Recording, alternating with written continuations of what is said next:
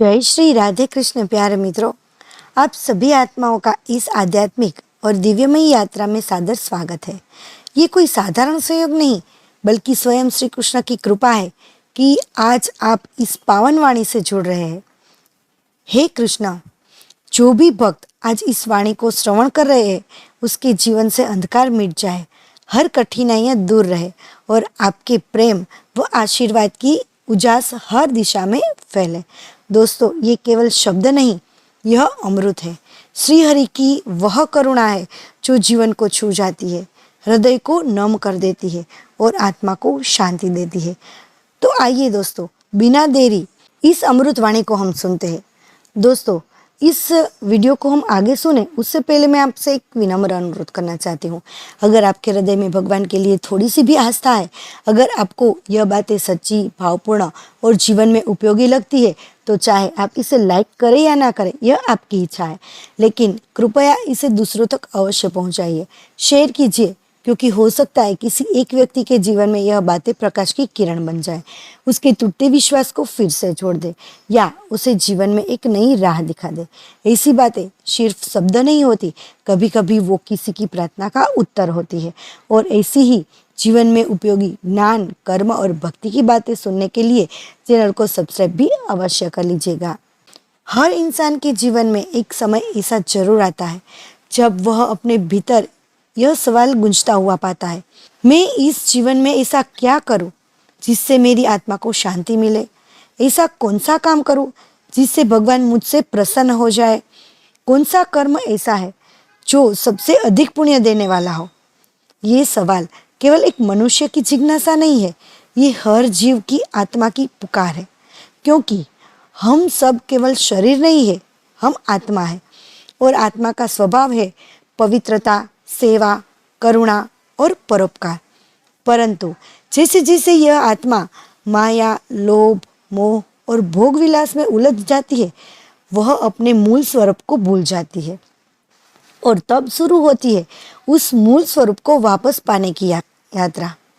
इस यात्रा में हम पुण्य की तलाश करते हैं, जैसे कोई प्यासा व्यक्ति रेगिस्तान में पानी की एक बूंद खोजता है। लेकिन एक बड़ा भ्रम यह होता है कि हम पुण्य को केवल बड़े और भारी कामों से जोड़ते हैं, जैसे कि मंदिर बनवाना, तीर्थ यात्रा करना या यज्ञ करना। जबकि सच्चाई यह है कि पुण्य केवल बाहरी कामों में नहीं, बल्कि कर्म करने के भाव में छिपा होता है। यदि कोई भूखा है और आप उसे एक रोटी खिला देते हैं, तो वह भी पुण्य है।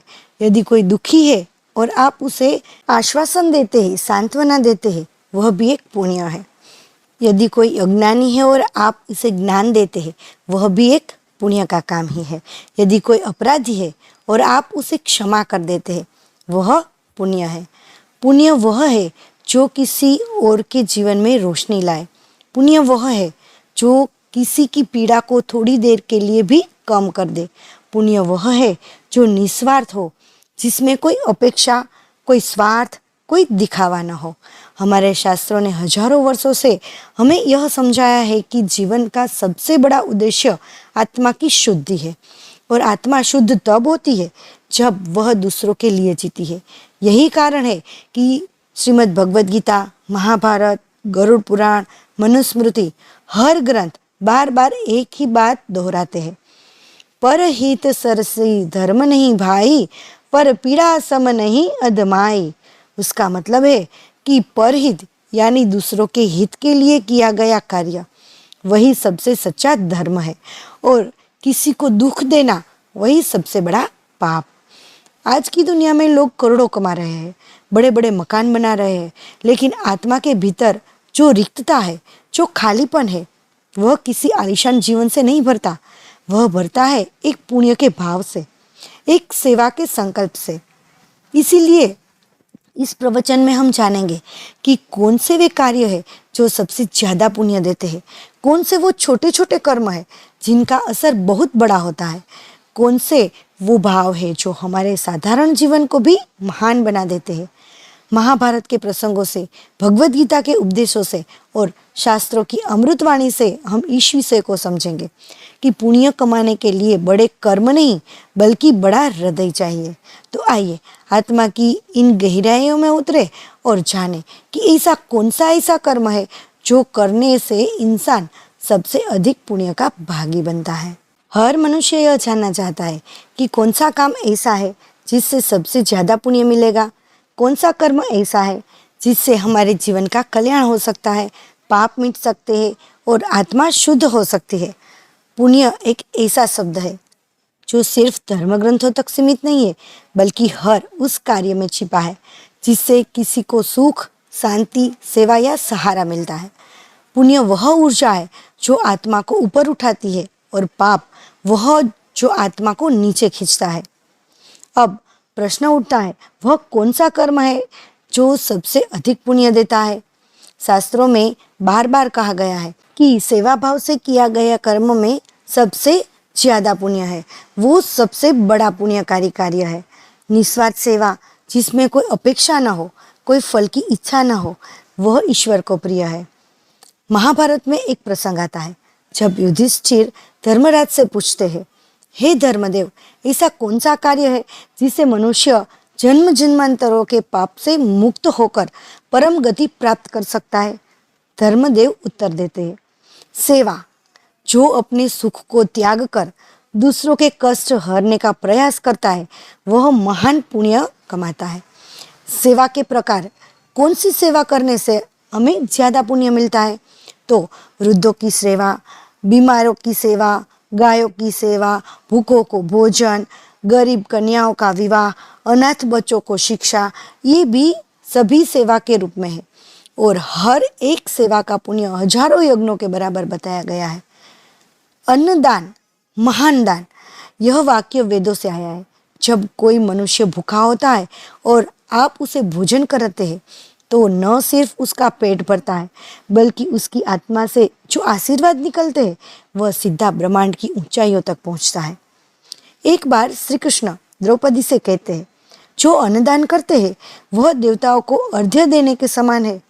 भीष्म पितामह भी युधिष्ठिर को उपदेश देते हैं और उस समय कहते हैं, हे राजन, यज्ञ, तप, व्रत, स्नान, जप सबका फल तब व्यर्थ हो जाता है यदि भूखे को भोजन न कराया जाए।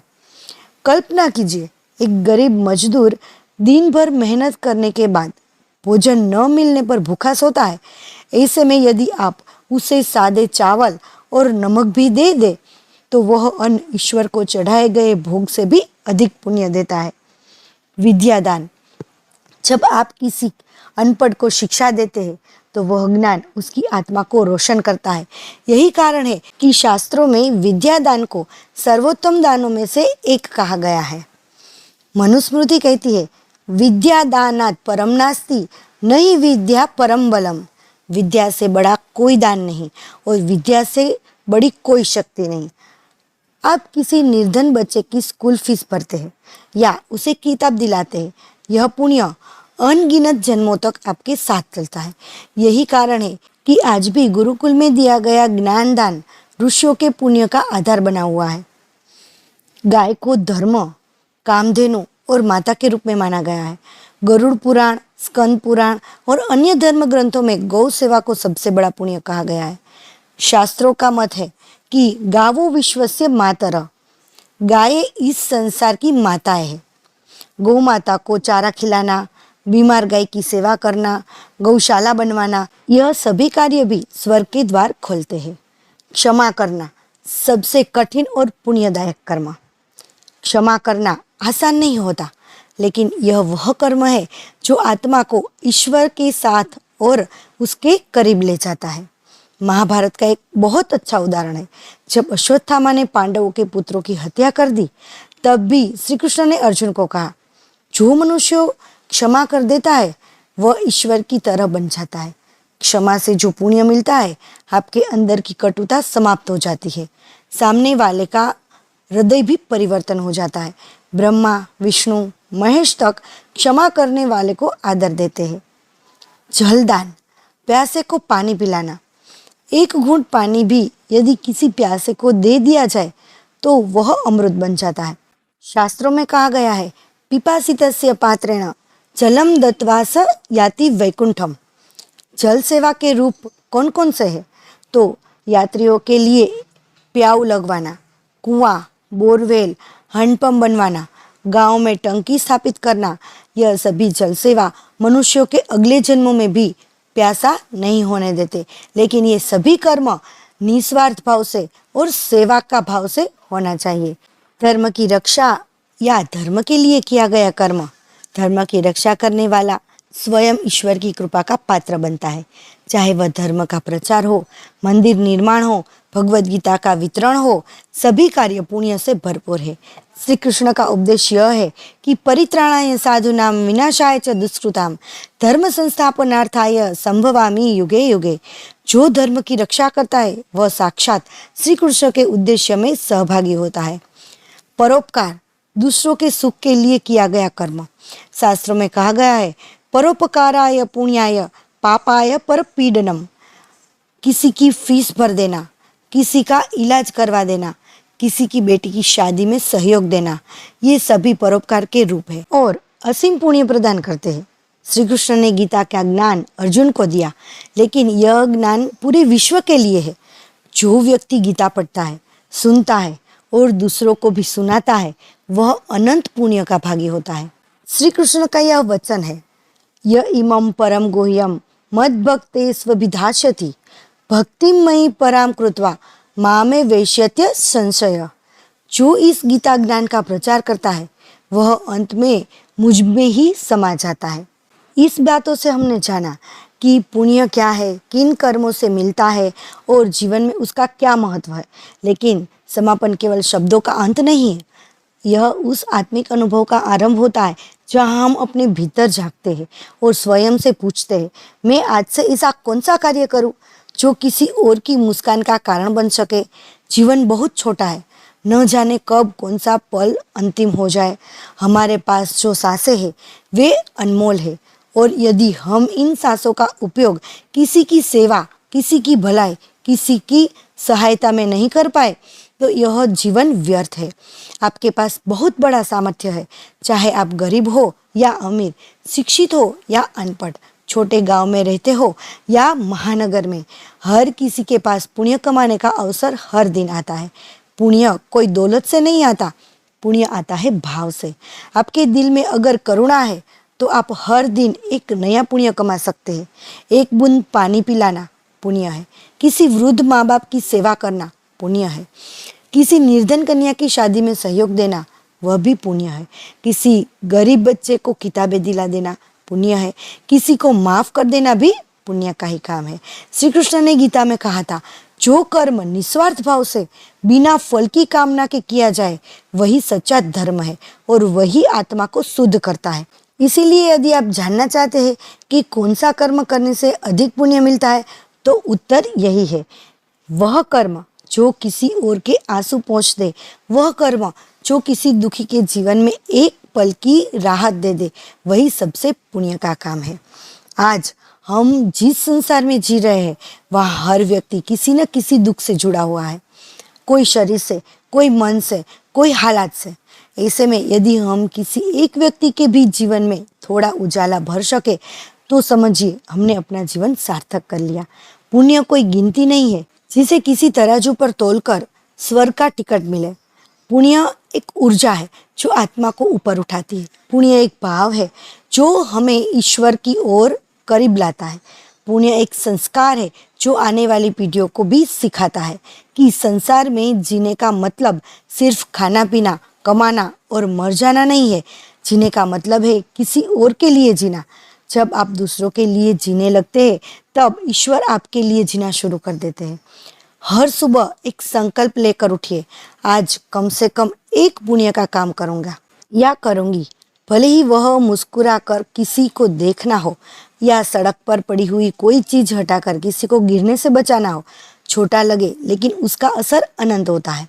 कर्म की चक्की सदैव घूम रही है, जो आज हम देंगे वही कल हमारे पास लौट कर आएगा और जो पुण्य हम आज किसी के लिए कमाएंगे वह भविष्य में हमारी रक्षा करेगा।